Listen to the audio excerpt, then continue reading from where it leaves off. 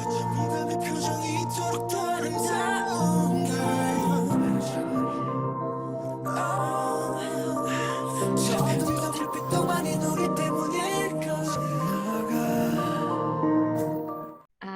hi everyone, welcome to the Everythinggoes Podcast. I'm Omar, the host, and today I have a lovely army with me named Daezy. I'm sure you've seen her online. And we're gonna chat and talk and just have a very interesting army conversation over here. So I think like the most important question I can ask you, Daezy, is how did you become an army? So the way I became an army this was back in, I think maybe late 2016. So kind of recently after Wings was released. Oh, wow. And I was just on YouTube minding my business. And there was this video that came up on my recommended. And basically it was these people and they're reacting to the Cypher series. Oh. And, you know, I had no idea what it was at the time. And I was like, oh, the Cypher series, what's that? And, you know, obviously like in the thumbnail, they had like fire emojis and all that. And I was like, oh, well, must be good. So I looked it up before I clicked on that video. And, you know, it came up with like the lyric videos and all that. So I realized that there were 4 parts. So I watched the lyric videos all like 1 through 4. And then like by the time I finished all them, I was like, wow, like, I don't know if I never heard of this before. This is amazing. And then that's literally just how I became a fan. I think like after those 4 ciphers, I was sold. That's cool. You know, the ciphers got you. Yep. Who's your bias, if you have one? Well, at first, when I first became an army, it was Namjoon because obviously since the Cypher series, it was just the 3 of them. So Yeah. when I was looking at the lyric videos, because mind you, none of the Cyphers have, you know, music videos, of course. So I was really more paying attention to like the rapping and the lyricism. And he was the person who caught my eye the most because I just really, really loved his flow. I loved his rhyme scheme. I loved everything about like the way he was rapping. And I just thought it was so cool. And I guess you could say he's kind of like a record now. I'm not sure, but currently, I guess if I were to have a bias, I would say it's Jungkook. But it's because like his personality, I think, is very similar to mine. So I think I just clicked with him on that level. So yeah. How did you like do the transition from like just listening to the ciphers and all of a sudden you realize it's like a 7-member band and there's all this content and Yeah, so me, I'm a curious person. So when I find something that I really like, I kind of just go head first into it. Yeah. So after the Cypher series, I was like looking up more of their music, and then I started like seeing like other recommended videos on the side. So stuff like, you know, like random clips like, oh, BTS funny moments and stuff like that. So I was like, what is that? And, you know, I started watching it and I was like, wait, hold on, who are these other 4 people? I realized I was like, oh, it wasn't just BTS. BTS wasn't just those 3 people. It was them plus the other 4. That makes 7. That's new. Wow. Okay. And then, you know, I started to get to know the others and I started to explore their music more and more. So it was more of me just like sort of clicking on a lyric video, then going to like the next one in the sidebar. I was just like kind of just going through it. It took me like a few weeks, maybe up to a month to sort of like catch up music wise. And then, you know, that's when I started looking into their other content because I was wondering, I was like, for all these like compilation videos, I was like, where are they getting the videos from? So then I started looking that up. And then I think I started with like, it was either Bon Voyage or Rookie King, one of the 2. And then I just started watching their content from there. I feel that like I watched for me it was like early 2018. So I watched this FB reacts like it was YouTubers react to K-pop and I was like, oh God, K-pop, let's see what this is. And like because I've never heard of it, like I guessed it was Korean pop, but I was like, okay, what is it? Let's see. And then like the first group, the second group, third group, and then Not Today came on. I was like, oh, this one is interesting. And it took me a few months later till actually I was like, oh, there was that group that I thought I might like. Let's see what they do. And it was a weekend where I just moved to a new apartment. I didn't have Wi-Fi yet. I completely finished my data package within like 2 hours. I was just like binging every video I could and ended up getting a much bigger package and just spending the entire weekend going down that rabbit hole. After that weekend, I was in. Oh, BTS captures us all, don't they? Yeah, I just want to know their names. It's too powerful. Yeah. Did you ever get a chance to see them in concert? No, not yet. Because for me, I tend to, because I've been studying abroad. I've been studying abroad for quite a few years. So, I mean, I'm in the US right now, and I think I will be for quite a while. I don't think I'm going anywhere anytime soon. But for I think about it was for 5 years I was in London, 2 for the last 2 years of high school, and then 3 for university. So then like when it came to concerts, I was kind of just in the wrong place at the wrong time. Oh, So it's like, oh, like I'm going back home to US. Oh, they're having a concert in the UK. Okay, I'm going back to UK. Oh no, they're having a concert in the US. And I'm like, I don't, I just never found the right time or the right place to go to their concerts. oh, that sucks. Yeah, I did manage to get some for this year, and then COVID happened, and I was like, well, I still have the tickets, so it's whatever. Whenever they decide to come back, I'll just go see their concert. Actually, it's funny because last year, actually for the 3 years that I was in London for university, I actually lived in Wembley, No way. as in like literally directly next to the stadium. Really? So like if my house right now was like Wembley, like the house like literally across the street, that would be the stadium. So like literally every day I would be seeing people coming in and out. Like it was that one road that stretches all the way to the train station. Yeah, my sort of building was like sort of on the end of that. And then like if it was game day, like I would know, everybody in the building would know, because like you just open the window, the parking lots are full. It's like, yep, I'm not going outside today. All this swarm of people. Yeah, the streets get so congested and it backs up all the way up the street. So yeah, it gets pretty busy. Yeah, also it was like crazy because they didn't the concert ended at like midnight, and there were no trains, and they didn't like give extra or lengthen the schedule or anything. So people I'm wondering why they did that. People were waiting for, and they completely blocked the entire road, so people were stuck. And it was also a Tenacious D concert in the arena next to it. So just like a swarm of people stuck, and no trains, and they didn't let anyone move. So you couldn't even like go to get an Uber or something. You were completely just standing still. And then the Tenacious D guys started yelling, "Fuck BTS!" So they're idiots. So and so ARMY started like doing the magic shop chant, like because people were on the bridge above. Oh wow! Like screaming, "So show me!" And the ARMY dancer was saying, "I'll show you," back and forth. Oh my gosh! Yeah, that is so cool. Yeah, it was a really special moment. And you had like drunk Tenacious D fans like going, "So what is BTS?" I would have just started pulling promo right there. That's exactly what we did. If you look at their music videos, yep, Fake Love just came out. If you'd like to watch that. Yeah, that's exactly what we did. We were like, this guy was like asking, and this girl next to me who's so obviously wasn't a real like BTS fan, because she was like, yeah, the lyrics aren't important. It's good music. Yeah, it's manufactured, but who cares? And I'm like, no, don't say that. It's not true.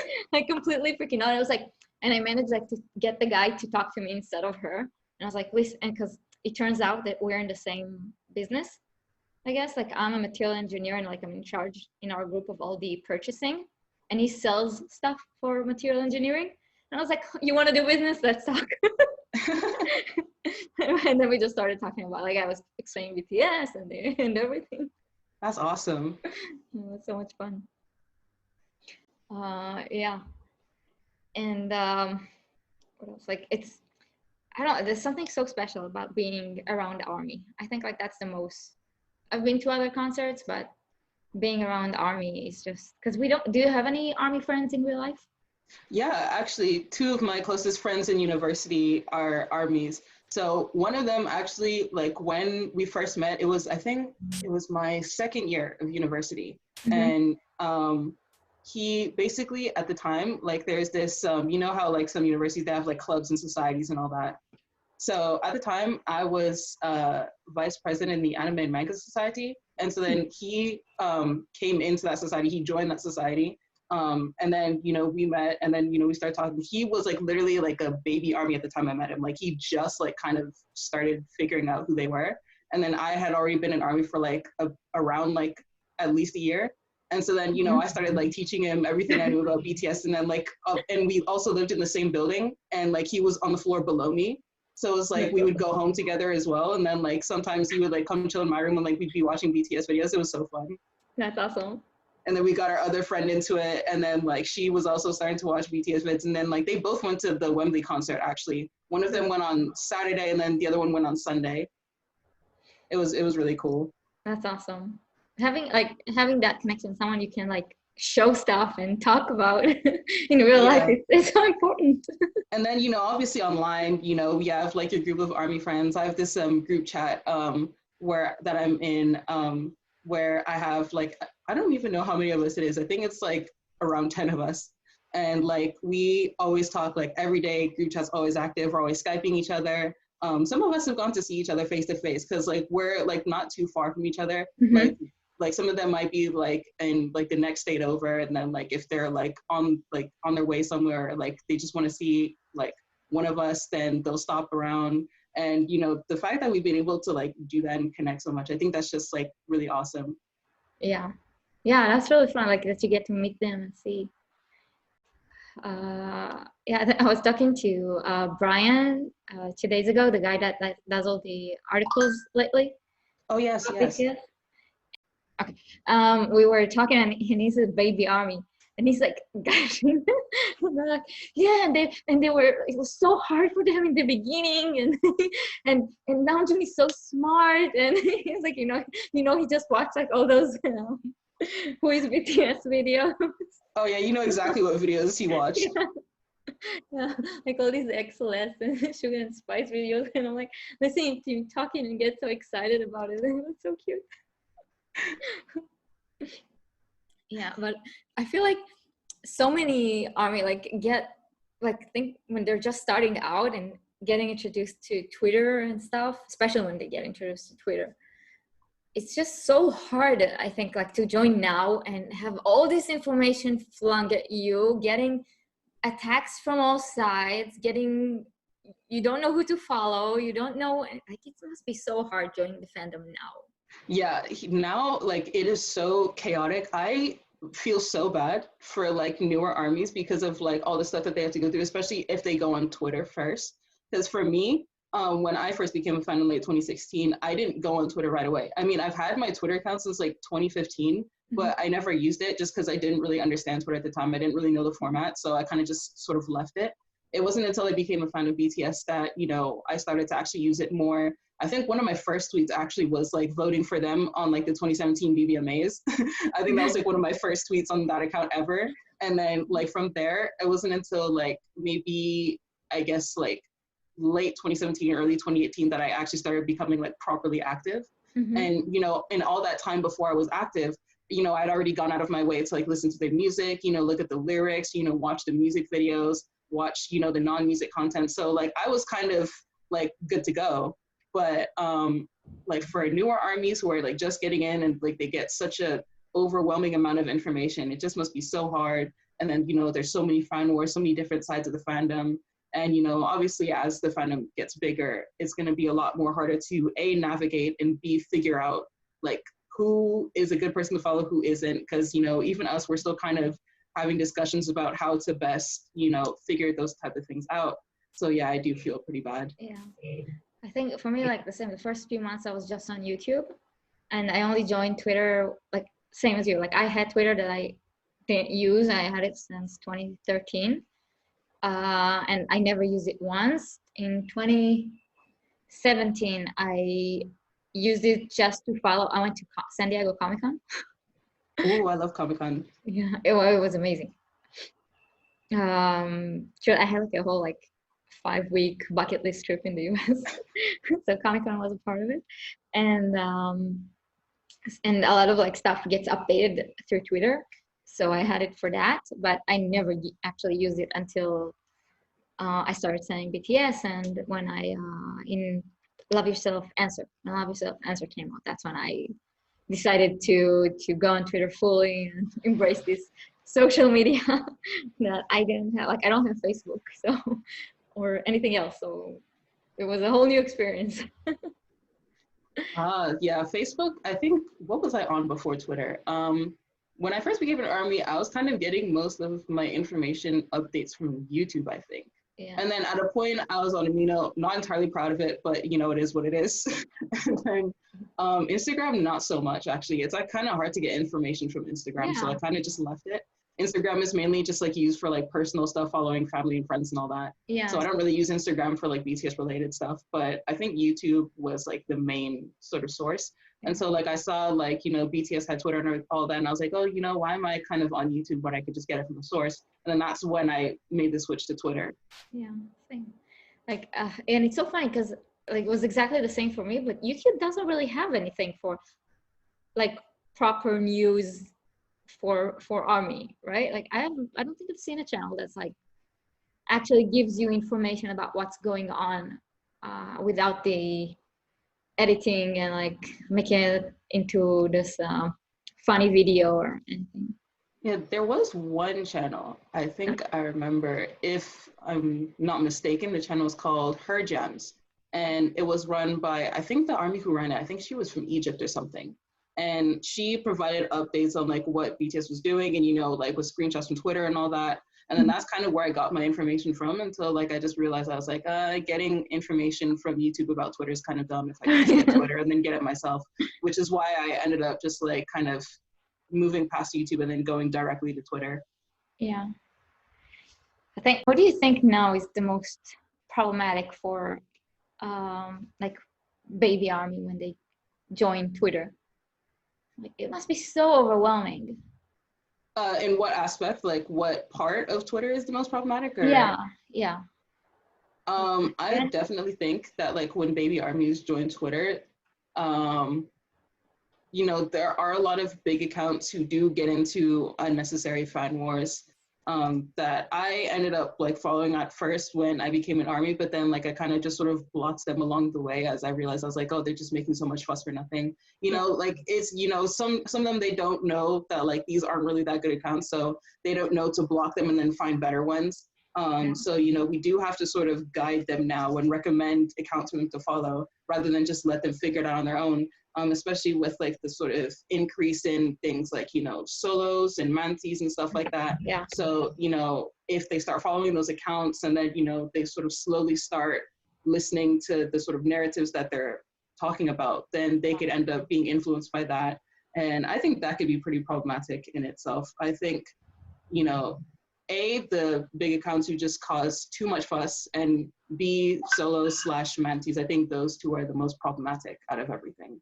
Yeah, same. Like fan wars and accounts that are like outside fandom that are obviously there just to start fire and instigate tension and stuff like that. That when they're outside of the fandom, that's something that's very easy to say, oh, look at this person, they're just doing it for cloud, or they're just trying to instigate something, let's block and ignore. But when it's like someone that you think is a part of your fandom, and you're more inclined to listen to it. Yeah. So soul stands and mantis, they're really, because they can sound very convincing. And the thing is, like, I think like every member has their own soul stands that say the exact same thing. Like you could copy paste. This person is getting mistreated by Big Hit because this, and this, and you can copy paste it for every member. So exactly. Yeah. And that's like the most frustrating part, because like a lot of times like people will like truly, because there were a lot of threads that did get attention back then. I remember there was this one from like a Taehyung solo, and it was like a thread, this master thread of instances where he had been mistreated, and so much of it was just completely falsified and no one had fact checked. Everyone in the comments was like, oh my gosh, I didn't know, thank you for telling me. And I was like, hello, like, is no one going to go and figure out if this is even accurate or not? And I remember it got like, I think it got like 30,000 likes or something, and I was so shocked, because like it just goes to show how easy it is for other people to just infiltrate into the fandom, spread some false narrative, and then just let it blow up. It's so easy. Like I think like the most important thing you can do, no matter what you do, here with BTS, with the army, with anything you do in life, is fact check. Like it's so easy. Just look into the account, look at what they're saying, and compare it to a different, to someone else, and do that comparison and check different sources. and see if it holds up. If it does, then fine, like go with it, go with what you believe, but have all the information around it. Don't just blindly follow someone just because they said something that looks, I don't know, I don't even know how to say it, like It it's just just so looks frustrating. convincing. Yeah. Yeah, because I remember there were people talking about this topic, something similar to it, like a few weeks ago, how people had like a huge problem with like sort of exposed threads because Yeah. you know those end up being very one-sided. You know, you never know the whole story. You just know the story of the person who's doing Wrote. the exposing. And Yeah. it's like no one ever thinks, oh, you know, let me go and ask the person they're exposing for their side of the story. Let's see if it matches up. Let's see if there's any inconsistencies or Yeah. if there's anything that's been falsified, you know. And that's why when I see them on my timeline, I tend to like always immediately fact check because, you know, I just don't trust, you know, people these days, especially because a lot of times they'll just be exposing for their own vendettas or, you know, and I don't understand the people who wait so long to sort of gather information on somebody before exposing. Like they'll let them get away with like problematic things and Yeah. then let that build up over time until like they have enough for an exposed thread. It's like, why not just correct the person Yeah. when they made a mistake the first time? Then they won't be problematic and then you won't have to expose them. It just Yeah. doesn't make sense Just to me. talk to them, tell them, look, dude, you did this and this. What's up? Usually Yeah, there's a normal explanation to it, or they can just say, I'm sorry, I didn't think about it that way. And that's it. And now they're aware of it and they can move on and you can move on and there's no need for all this. exactly. It just puts so much unnecessary negativity on the timeline and it just makes it easier for, you know, this fandom to sort of kind of implode on itself. Because, you know, once, you know, we get news that, oh my gosh, so-and-so, this big account is actually this, and this, then everyone just, I don't know, the whole timeline just goes up in flames. And it's like so stressful to see sometimes that I just kind of take a break from it all. I'm like, you guys need to just step back from the situation, take a deep breath, and let's think about this critically. Let's not just go on a witch hunt. Let's not bully this person off the app. Let's work to educate. A lot of people don't want to educate. That's the problem, I think. Yeah, they much rather explode. Yeah, because a lot of people, like they just tend to go for a lot more of an emotional response. A lot of people just enjoy, you know, expressing those negative emotions on the timeline publicly, and then that sort of encourages other people to do the same. And suddenly you have a bunch of angry people and, you know, no one is looking to help anyone or to educate anyone. They just want to just target that one person. And then like after everything has been said and done, that person has probably been bullied off the app or they deactivated. Then everyone sort of just comes back together like, wait, hang on, I think we might have made a mistake. And it's like, why are you saying this now after the person has already been bullied off? Like, why not take the time to think about it before doing this mistake? Because we have this conversation. I see this conversation periodically, like every couple of weeks. And it's like, we wouldn't have to have this conversation every couple of weeks if we had just listened to ourselves the first time. Yeah. I also feel like sometimes people give too much power to big accounts and then they are just as quick to like get mad at them for not doing something or for doing something in a way they didn't think they should. Like, you don't control who follows you or how many people follow you. And accounts, sometimes they grow, sometimes they don't. And like, it doesn't make the account any more important than a small one. Obviously, they have more reach and the word does have more gravitas because of it, because you can't help it. Like, if they reach more people, then more people see it. But I feel like we give them too much importance, I guess. Like, yeah, I kind of agree with you because for me, like when I was looking at like all these big accounts and like how some people sort of idolize those accounts and like they put so many expectations on them, I feel like it can be easy for that to backfire because a lot of people, you know, if that one account makes a mistake, then like all hell breaks loose because it's like, oh my gosh, like the person who I idolize is not the way that I thought they were. And then that's when, you know, they realize that sort of like their projection of their ideals into that person like is not true. Because like, for example, if you took an account and you thought of them as like smart, intelligent, like eloquent and all that, and they make a slip up, then, you know, suddenly everyone's like, oh my gosh, they're not the person I thought they were. And I'm like, yes, they are. They just made a mistake. If you just correct that instead of treating it with such heavy importance and like such gravity, then we wouldn't have to sort of explode on the timeline the way that some people do. Yeah. I just feel like people need to start treating big accounts as just regular people who make regular mistakes, because that's just what happens. And it's not just like, oh, you know, it's okay if they make one mistake. It's like sometimes they make regular mistakes. Like people act as if you can't make more than one mistake. It's very weird to me. It's like a mistake counter. No, you did 3, you're out. Exactly. It's like, this isn't baseball. You don't just kick someone off Twitter after they've made 3 mistakes. I feel like people need to just realize that, like, as you know, everyone is human, we're just going to keep on making mistakes. And I can continue to apologize and learn, but people shouldn't treat that as like a new side of me that people have never known. No, it's still a mistake. Obviously, there's things that aren't excusable, such as like racism, homophobia. Obviously, those are a given. Yeah. But if it's something like something came out the wrong way or something was insensitive and I didn't know, then just let that person know. Don't just throw them off Twitter. Yeah. When BTS it was announced they're going to perform at the Grammys and with Old Town Road, and people were like so mad about it, that it's going to be Old Town Road, and they thought it's just going to be Namjoon, and that Lil Nas is problematic and like all that. And I made like this really angry tweet. It was very poorly phrased. Thank God I wasn't like a big account back then. I had like much smaller following, thankfully. And I made like this really angry tweet about how we should support them, and if it's something they decide to do, then it's their decision and we should be there, and something like that. And I said, we're just friends, we're not deciding anything. It was like, and the concept was okay, but it was just so poorly phrased. And I wrote it was like also 3 a.m. You should never tweet after 2 a.m. Yeah, I've learned that the hard way. Yeah, never tweet after 2 a.m.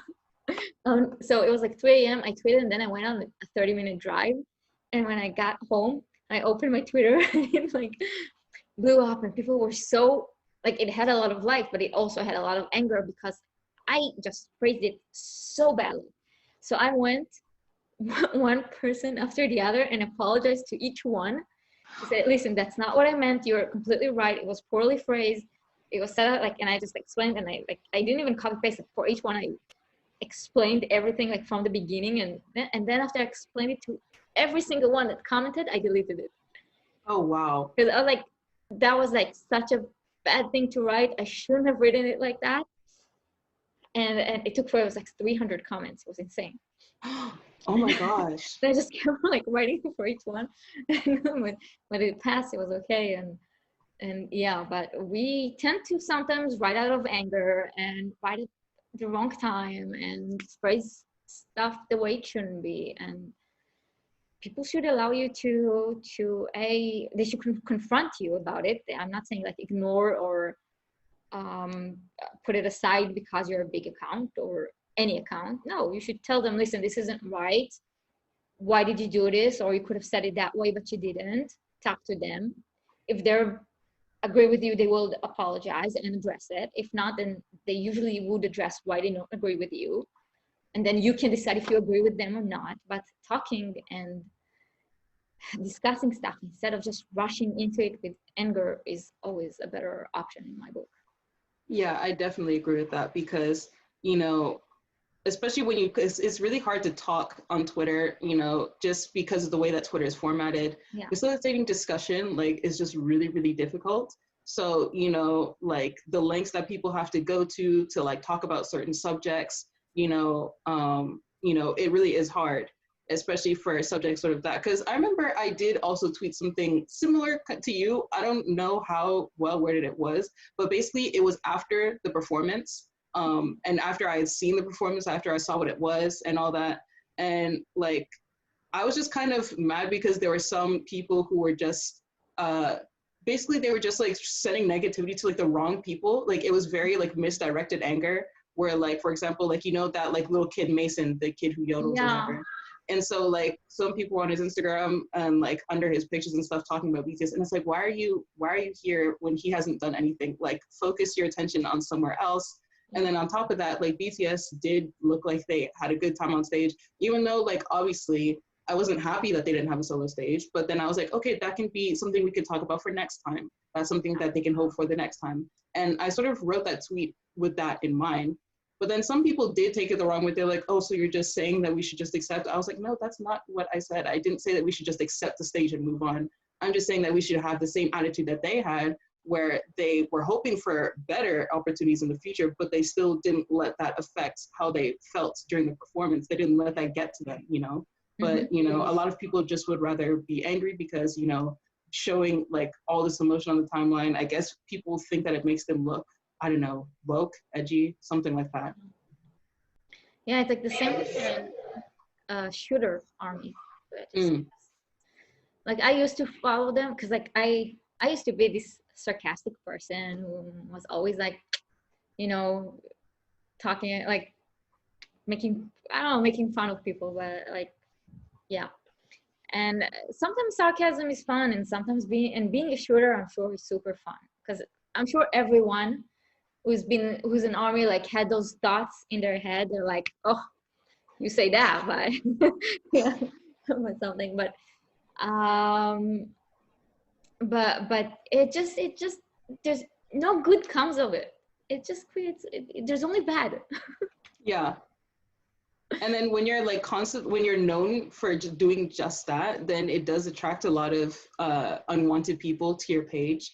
And, you know, especially if you're trying to stay away from all that negativity, like sort of going, like essentially throwing yourself into the front lines, like it's just not good for your mental health. Because, I mean, there are a lot of people who were, you know, shooters for Army, a lot of people who were known for that a couple months ago. And then it just kind of got very tired when I started noticing a pattern that, like, you know, they would be blowing up tweets that otherwise would have gotten no engagement. Yeah. And like the only time that they ever fought back against like antis with BTS is that if they were quoting somebody, and it's like they wouldn't ever talk about BTS by themselves, but it had to be in retaliation to somebody else. And then it's just the way that they would drag people. It's just like, you know, that it's going to come back to us eventually. Like there are ways that you can defend BTS without dragging anyone else into it, you know?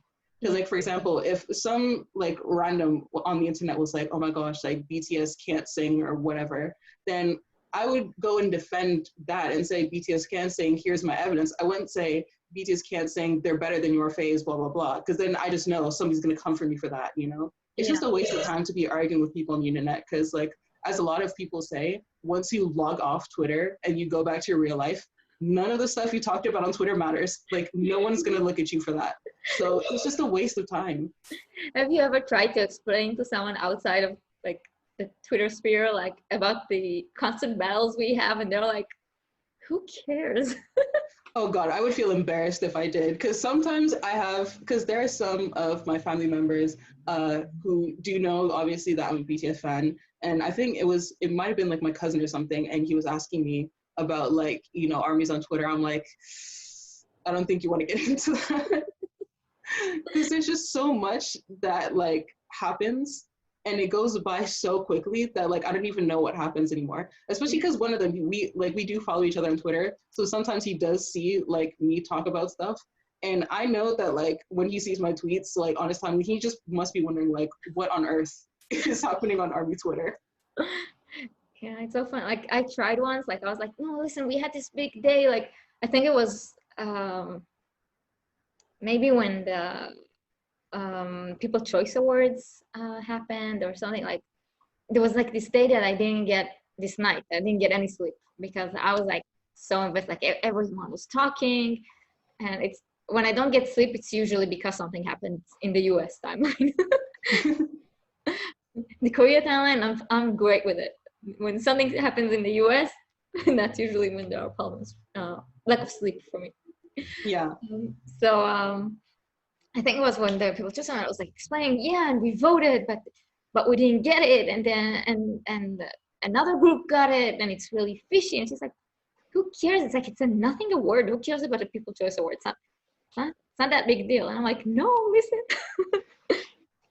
And also, like, I was trying to explain I was meeting with my cousins this Friday, and we had like this big dinner. We were talking, and obviously, I can't not talk about BTS, like obviously. And we were talking about Twitter and how important it is and how people communicate and all that. And I have a cousin who was like really technophobe. Like, first off, for a very long time, he didn't have any TV in his house. Mm-hmm. And he's like, he avoids social media, and he has no idea what really goes on. And he was like, I never get it. Like, they were writing this article, and it wasn't about BTS. It was like about a local singer. And it was like, yeah, he unfollowed this person. I'm like, who cares who he follows? I'm like, no, listen. And like, I was giving him the example of like Charlie Puth, like how Charlie Puth unfollowed BTS and then got a bit of backlash, and then time passed. And then a few years later, he decided, like, he posted something on TikTok, and TikTok army said, oh, remember when you used BTS for clout? And instead of being a grown person and just ignoring it, he decided to do interviews about it and say, oh, by the way, I just published, I have a new single out, a new album out, check it out. Like, all this stuff that just seems so minute, like, I just unfollowed this person, somehow ends up resulting in millions of dollars worth of interactions. Yeah. It's crazy. It's really crazy how on Twitter, like, microaggressions just become so magnified that they're not even micro anymore. It just becomes like major aggressions. Yeah. It's like something, like, to think that something as little as unfollowing BTS on Twitter could lead to like all the backlash that he got. Like, that is just ridiculous to me. First of all, who's even paying attention to that? Like, who looks to his follower list and they're like, oh yeah, he's not following BTS, like, we should cancel him for that. I'm like, who's looking at that? Because if I came offline and then somebody asked me what I did today, and I said, I saw that Charlie Puth wasn't following BTS, so I went and attacked him on TikTok. Like, do you think anyone would take me seriously offline? Yeah, I don't know who has time for that, but yeah. And also, like, you look at something like what happened with what's her name, or her name, Pink Romantics, like how that tweet just blew up completely, and the repercussions that all this Twitter engagement that might seem like so trivial, and when you talk about it, it actually is mostly trivial stuff. Like, not that specific event, but a lot of it is not that big a deal. And to see it grow and grow and get more body and more substance and then explode into something that has such huge repercussions, and it's kind of unbelievable. Yeah, I like to think that, once you log off of Twitter, nothing from that matters, but then there are certain things that do end up having real life repercussions. And I think, examples like Pink Romantics is definitely one of them, where, spreading like those types of defamatory rumors and, just trying to do smear campaigns in general, those do end up having like a massive impact, especially with the way the media views BTS and the way the media views armies. And, it does get quite frustrating. And, that's why, I think it's important to sort of combat that. But then at the same time, the line is also quite blurry between like what we should be responding to and what we shouldn't be responding to. And I still do think that we need to have like more talks about how to best deal with more serious cases like that. Because at the moment, like, sort of blocking reporting, that's more for like sort of lower level antis who are just like spamming the same things over and over again, like, oh, BTS can't sing, something like that. Like, you can easily block or report that. But like for more serious stuff like that, I think definitely we need to have a regroup and figure out how to best deal with that without causing all this attention that spirals into, what has happened with accounts like Pink Romantics. I completely agree. I feel like because when something like this happens, people react with such passion, that instead of talking about the issues and discussing them, we sometimes just tend to shut people out. And I know, like, when that happened, like, my comments were also not the best way that they could have been. And I think, like, discussing stuff and talking about it among ourselves without the edit, like, yeah, this is obviously an anti-attack from the outside, and we'll have more of those coming, especially now we see like these paid accounts that come in to just cause chaos. But sometimes they do bring up stuff that are worth talking about and worth discussing. And if we just immediately go to anger or to shut people out, then that's not a solution. And that just makes everything 10 times worse. And it makes the story bigger. And that what ends up being written later in articles, instead of us just going, let's talk about this. Let's see what the people that it relates to think about. Let's discuss it. That's like, I think when Hobie did chicken noodle soup, that was actually like from what I saw was an actual discussion on it. Like people didn't just immediately go, because you had immediately people say, oh, it's cultural appropriation and about his hair. And in that case, from what I saw people discussing it, whether it was or wasn't, and different point of views from relevant people. Like if I go and say it's not, that's meaningless. It doesn't affect me in any way. So you have to have the point of view from the people that it affects. Yeah. And the people that it relates to. You can't just immediately shut those voices out. And I think like recently with Pink Romantics, that's a lot of what we saw. We saw people shut out relevant voices of the conversation. And I think that's not how it should be. Like that we should have that calm state of mind, which is very hard, I know, but to give people that platform to talk about it and not say, oh, no, you're wrong, it doesn't matter. Yeah. I definitely think the worst of it was probably in June, because as you know, Black Lives Matter, that whole situation. Yeah. I don't think like my mental health has been affected that the way, like in such a way in a while. Cause like I remember, cause at the time I sort of like had gone on a little break from Twitter, just like maybe a day or two before all of this happened. Yeah. And then it was because like, you know, I was having like a bit of eye strain and whatever. So I was trying to like cut off social media and trying to like avoid screens for like a week or so to see what happened. And then suddenly, like just to check to see what was going on, to respond to like a few messages on Twitter, maybe, you know, like my timeline refreshes and suddenly I go through it and I was like, oh my gosh, what has happened in like the 24 hours that I was gone?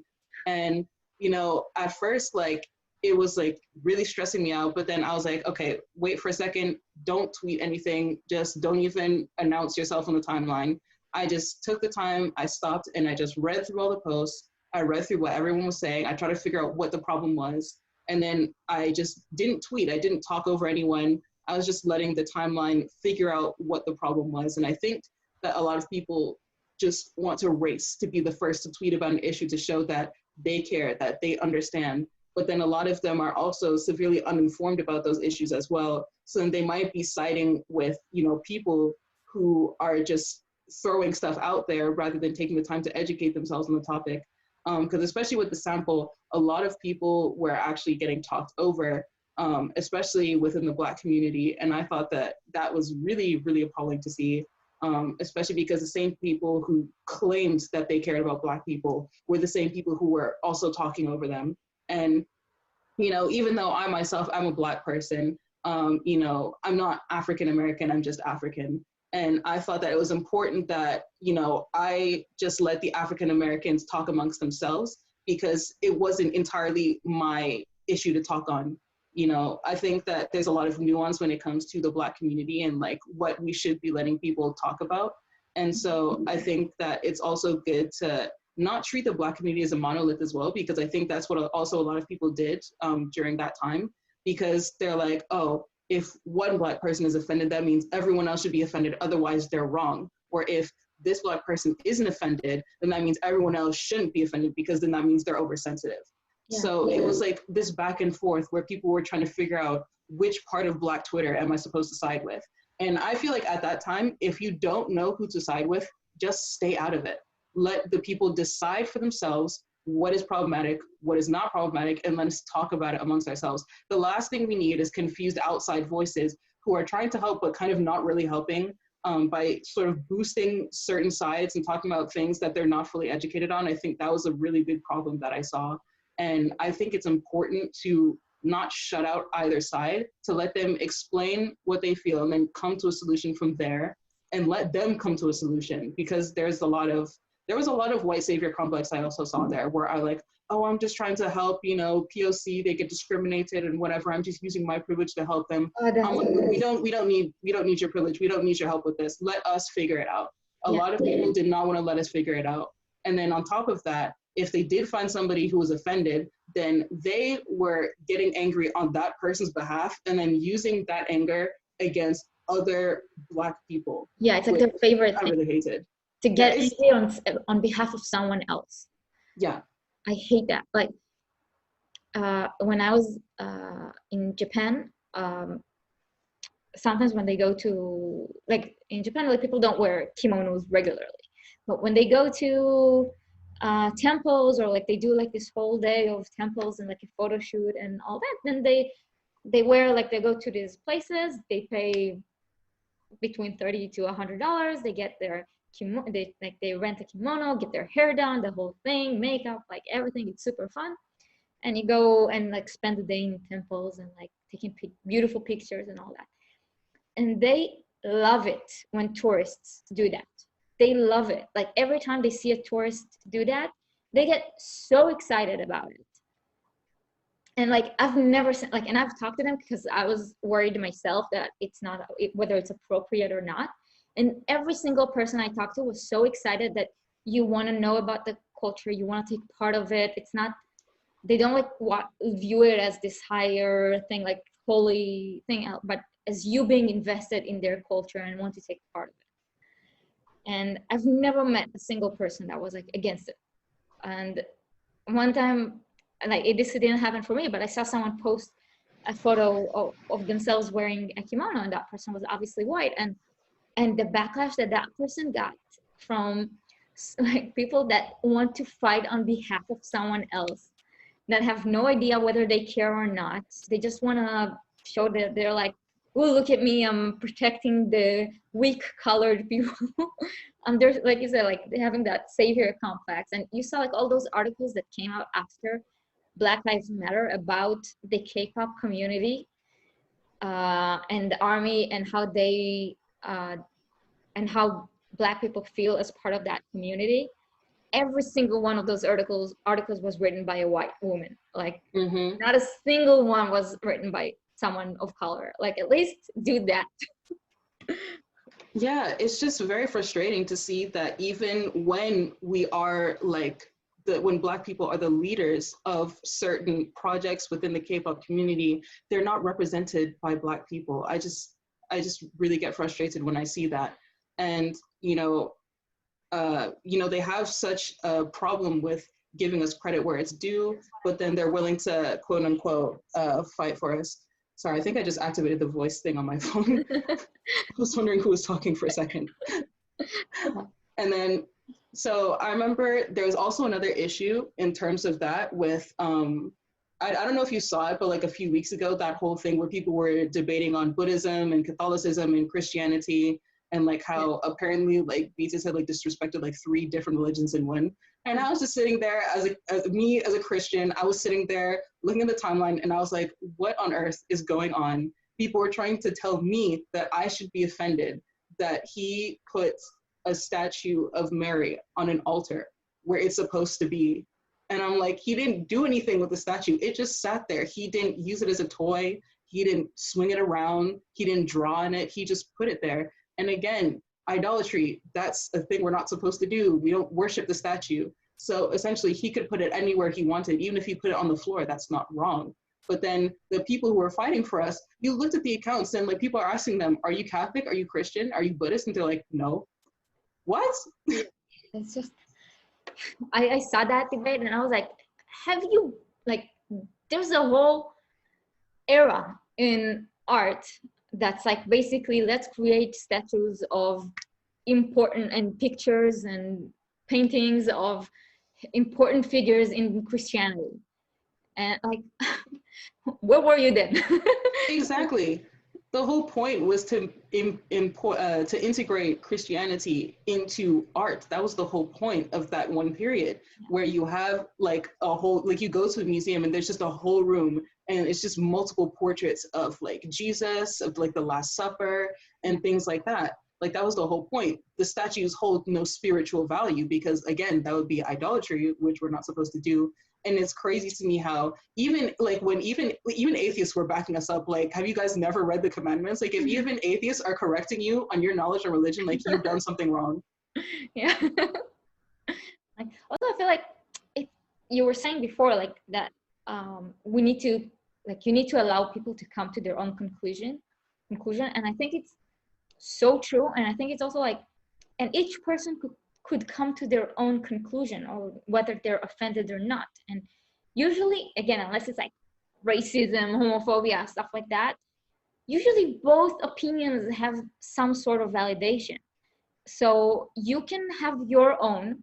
Also, you don't have to broadcast everything. Like, read what both sides, think about it, decide for yourself, and then stand where you stand. It's not like you don't have to share everything, first of all, and second, like, you have to accept that someone might view a certain situation different than you, and that's okay. Yeah. Like, yeah, and I think that that's another thing that we need to work on because I remember who was it? It was Jungi in Break the Silence. In the first episode, he said something like, "We all have to understand that we all have to respect the fact that we all think differently in order to work as one." And I think that that's something that we really need to start putting into practice because a lot of people like have this idea that as a fandom we need to be on the same page 24/7, when I just don't think that's true. I think that, you know, opinions across all different sides need to be understood and they need to be respected.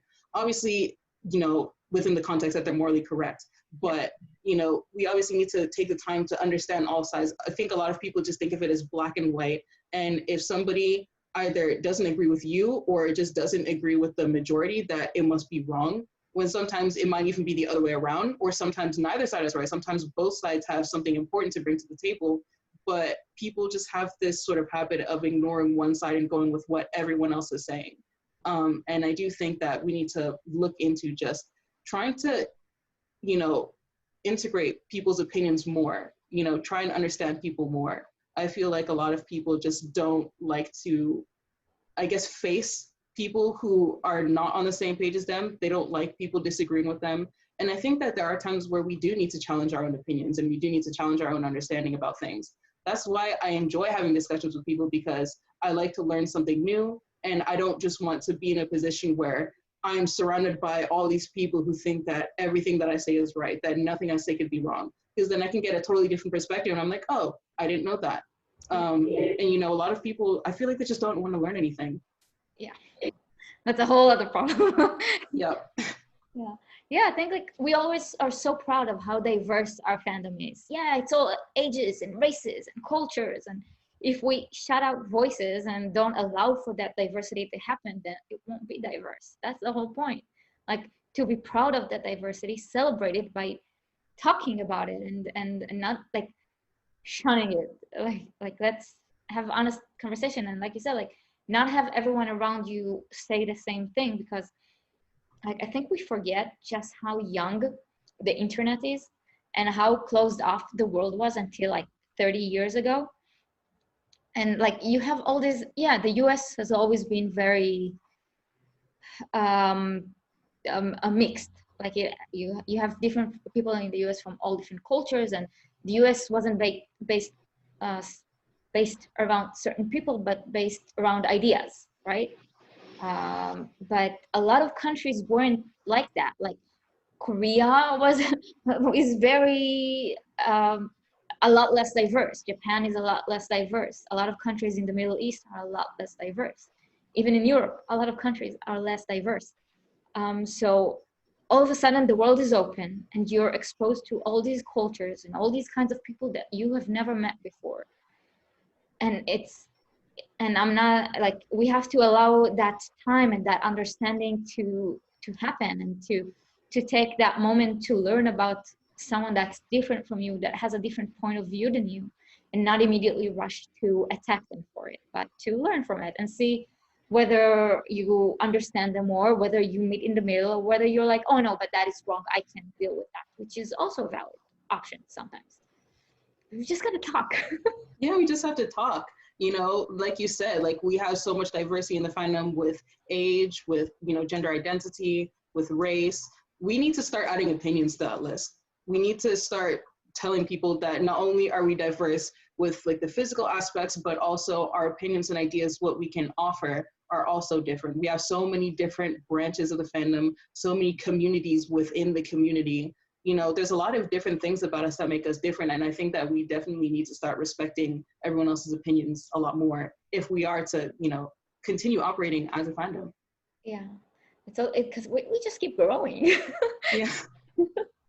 We just keep growing. We got, you know, there's this year with the Map of the Soul 7 armies, and then it was the Carpool Karaoke armies, and then it was the Quarantine armies.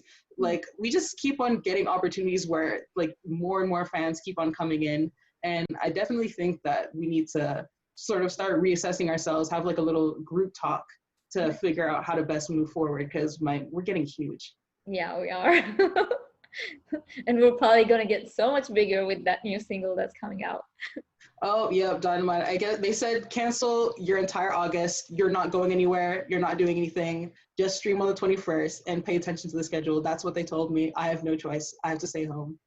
Like, and seriously, August, like, it's my birthday month. Like, my birthday is August 17th. Oh. Which is thankfully in between, I think, like in the Soup episode and what's like the Island BTS, and like it's somewhere in between stuff. So like I think I'll go home, like celebrate my birthday, and then just stay here in my apartment like the entire week until like 28th or something, and just like, you know, stream, binge, and also like moving that week. So like I'll pack while streaming. It'll be perfect. And it's just gonna be crazy. Like this entire month, there's just so much content.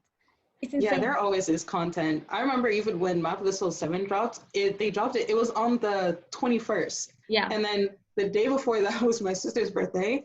And then the day after that was my brother's birthday. So I was like, thank God it was not one or the other, because like best believe like my attention would be half diverted to BTS, because I would have been listening to the album the whole day. I'm so glad it was on the 21st. I'm just thankful for that. Yeah, my brother's birthdays, like they're twins, and it's on the 22nd of August. Oh, wow. And we usually like celebrate together, the three of us. We also like do with the parents and family sometimes and stuff, but because we're so close in days, and we're also like really good friends, so we do like a celebration, just the three of us, like a whole day of like going to a fancy restaurant or playing bowling or whatever. And this time they were like, I said, okay, so we have a birthday, but let's do it the week after, like not on your birthday. Let's do it like the week after. It works out better because I have to move. I'll pack. It's just not a good time. And you bet your ass I'm gonna just watch BTS content the entire time. Exactly. We're getting 2 MVs. It's gonna be crazy. Oh, for sure. What kind of song do you think it's gonna be? I don't know. Everyone's saying retro.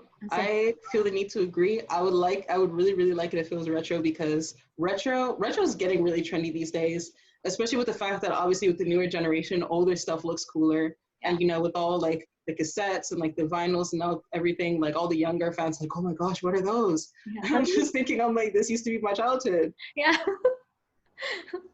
Like I still have a record player at home. Yeah, I remember when I was cleaning out my garage like last month or so with my parents, like we were looking through like all the boxes on like the top shelf like in the garage, and like it was just this whole box of like video cassette tapes. And it was like, and it wasn't even like just like of movies and stuff, it was like of like my old like, you know, like Blue's Clues, Dora the Explorer cassette tapes as well that I used to watch. And I just looked at it, I was like, oh my gosh, like this is like such a trip for me. Yeah. We have like drawers full of VCRs. Someone asked, it's like the most adorable thing ever, if there might be a secret video on the cassette.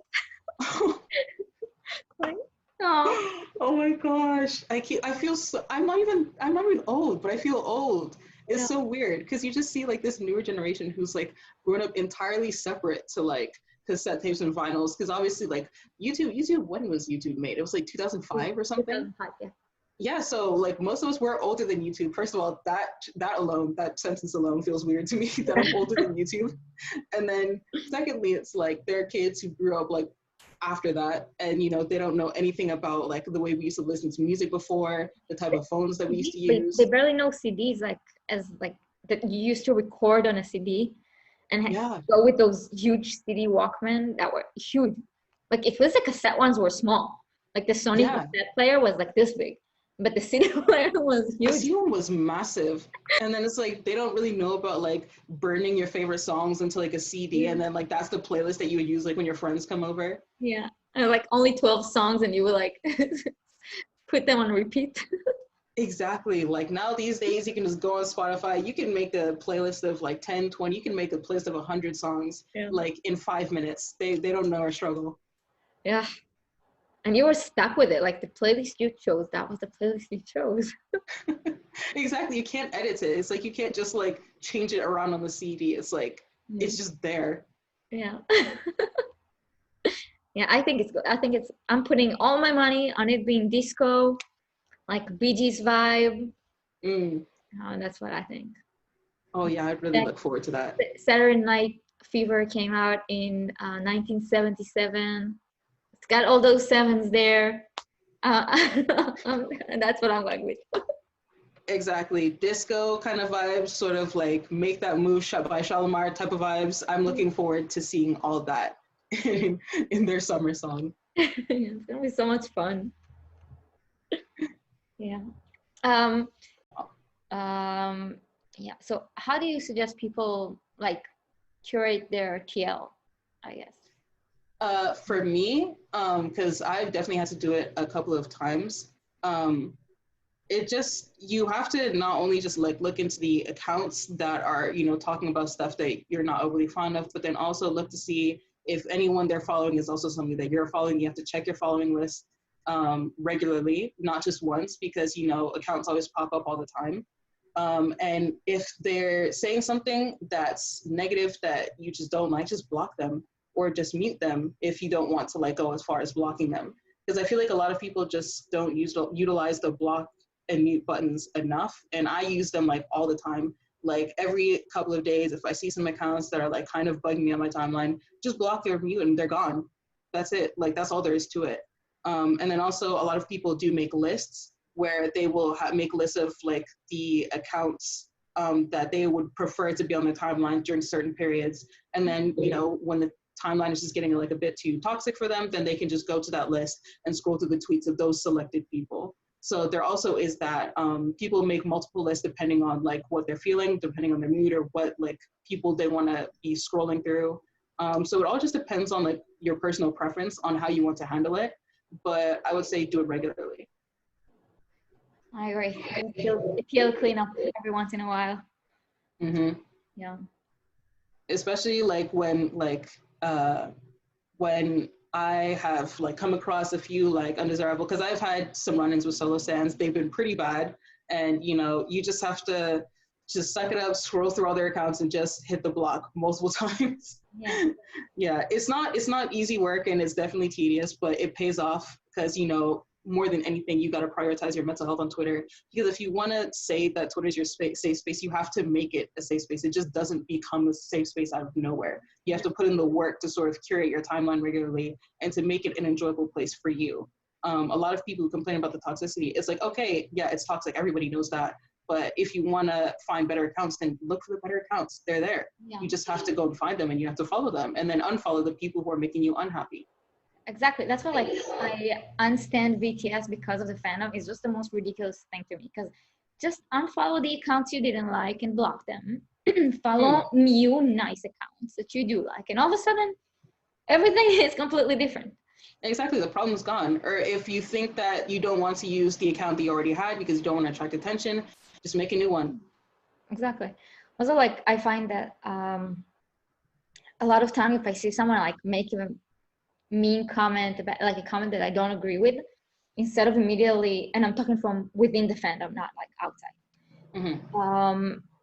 I usually immediately like instead of just commenting, I always check the account first and see if it's and newly created account, if they follow BTS, if they tweeted about BTS members recently, and usually very quickly you can discover that it's not a real fan account, and Yeah. it makes it so much easier just mentally to say, oh, this guy's an outsider, I'll just block, ignore, not reply. Because when it's inside the fandom, you get a lot more emotional about it. But if it's someone that's obviously just faking being a part of it, then all of a sudden it's like I feel like immediately calm down. Yeah. Because for me, like a lot of times, like before I even decide to respond to stuff like that, I always had to check through the account first. And then more often than not, within like the first like 30 seconds or minute of me scrolling through account, that usually is enough time for me to decide whether or not it's even worth it to like reply. Because, you know, especially for trolls, they're just there because they want the negativity, they want to attract attention themselves. That's the whole point. Yeah. So it's like, it's better to just block them and not respond, and then move on to people who are worth your time. If there's somebody who's willing to listen to you, who's willing to discuss stuff with you, go ahead, you can talk with them. I won't say that like you shouldn't just like ignore people who who you disagree with, because that's not entirely right either.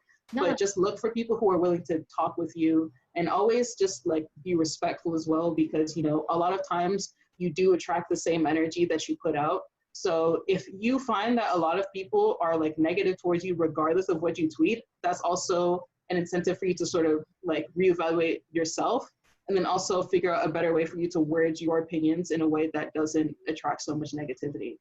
That's very true. Like how you present your opinion will affect how someone is presenting theirs as well. So just be open-minded and say what you think, and then listen when they, or read listeningly when you read when they write. Yeah, because obviously, like, you know, we're not all perfect. We all have to learn from somebody. And this is not to say that, you know, like I've totally mastered this or nothing. No, obviously, Yeah. there are times where I feel like I have been a bit stubborn, sometimes where I feel like I haven't listened as much as I should. But I'm definitely working on it. I think that, like, obviously, nobody can be perfect at doing this, but we should all work towards being the best that we can at listening, at understanding, and at just being respectful. I think because a lot of people, you know, it's anonymity on Twitter, and, you know, a lot of people, if you cuss somebody out on Twitter, you don't see their reaction to that, because obviously you're not looking at them face to face. So a lot of people feel that they can get away with a lot more stuff online because they don't have to see people's reaction. And I really do think it's important to just make sure you don't dehumanize other people, and also make sure you humanize yourself to show people that you are human as well, and then that would help people treat you a little bit more with respect. Yeah, I completely agree. Mm. And do you have anything more you want to add? I think we've covered everything. Yeah, I think we kind of covered it. Just tiny ideas on how to curate your TL and how to deal with different opinions or other people. And usually aunties just block, report what you need to. Don't give them that time or energy. And you can comment on it, obviously. Just don't retweet them and comment on it. You can always screenshot and erase their name. It's that simple. Oh, actually, one more thing to add to that. A good way, because I just thought of it now, a good way to sort of help regulate yourself, because obviously when you see stuff, you get angry and you don't want to like tweet out of anger. So then those emotions obviously build up inside of you, and that's not, you know, good as well. So what I tend to do is, if I see something that's being discussed on the timeline, obviously, because like I said, I have a group chat of like close army friends that I talk to all the time. Take it to them, have a proper conversation within that. It can help you organize your thoughts, and it can also help you see different opinions. So then when you end up tweeting, finally, you're not like completely misinformed, and you're not tweeting like out of anger. Exactly. That does help a lot. Always talk to somebody else first before tweeting. That's so true. Like I do the same. Like I write it down. Sometimes I just write it down, look at it, and then just delete it. And Yeah. just don't delete it at all to anyone. But when it is something that's worth the conversation, I usually just first write it to a friend. We discuss it. Like you said, it organizes your mind. It also like clears all that anger out of your system. And then when you actually write it on the TL, you have a more formed opinion. It's usually more informed, and you can express it better. And then you can also be more open to a discussion around it and not just immediately shut people out. Yeah, and then on top of that, it's also more controlled. So if you do say something that's incorrect or misinformed, they can correct you there. Whereas if you tweet something and it's misinformed, and suddenly you look, you have like 2 likes and like 1,000 retweets, it's like, okay, you said something wrong, and everybody is pointing it out to you. You can't control that. And then obviously now that you said it publicly, people can screenshot that, and then suddenly you're known as the person who said that instead of your actual opinions, which is nothing that I would wish on anybody. So yeah, very important to talk to somebody first. Yeah, definitely. Okay, so we gave you some tips. I hope you implement whatever you want out of it. You can ignore us completely as well. And yeah, I hope you enjoyed this discussion. You can add your own opinion in the comments, but we are not done yet. There is a special thing that we do here on this podcast, and actually now we're getting to the very serious, hard-hitting questions. And this is it's a speed round, okay? So I'm asking you a question and you have to answer quickly. No time. Oh, that makes me nervous. Yeah, no time to think. So you ready? I'm not, but we'll do this anyway. No, it's fine. It's fun. It's just for fun. Yeah. So first question, speed round. Your favorite BTS MV? Black Swan. A favorite BTS run episode? The one where they were doing the old variety shows. With the glasses. Team glasses. Favorite BTS choreo? Maybe Idol. Idol. Favorite BTS stage? MMA 2019. Favorite BTS speech? The UN one. The UN one. Favorite BTS SoundCloud song? Still with you. And last but not least, the most difficult one of all, one member. Favorite hairstyle / hair color? Jungkook when he had pink hair. Excellent. Okay. So Daezy, it was a blast having you here. Thank you for having me. It was so much fun. Enjoy the CB. Enjoy the comeback. And thank you, everyone. And anyone who has comments, anyone who liked it in the comments, and send purple hearts Daezy's way. And thank you. 어쩜 이 밤의 표정이 이토록 아름다운가